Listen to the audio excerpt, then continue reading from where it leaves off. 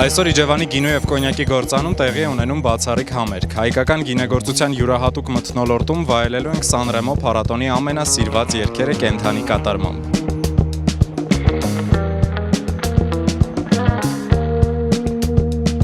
Սեպտեմբերի 20-ին Իջևանը վերածվեց երաժշտության, գինու և մշակույթի կենտրոնի։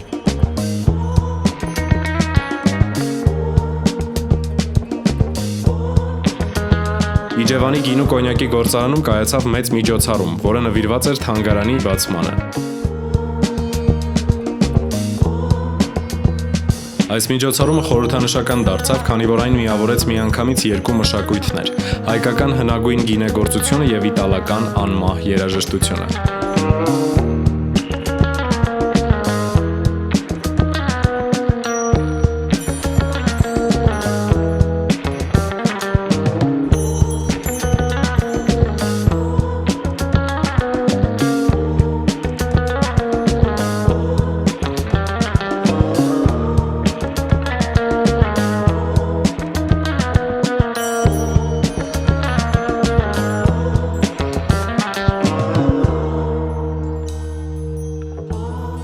Երեկոն հարստացավ շրջայցներով գինու գործարանի պատմական մառաններում, գինու ու կոնյակի համտեսներով, լուսանկարներով յուրահատուկ ֆոտոտաղավարներում և հայկական հյուրընկալությամբ իր ողջ ջերմությամբ։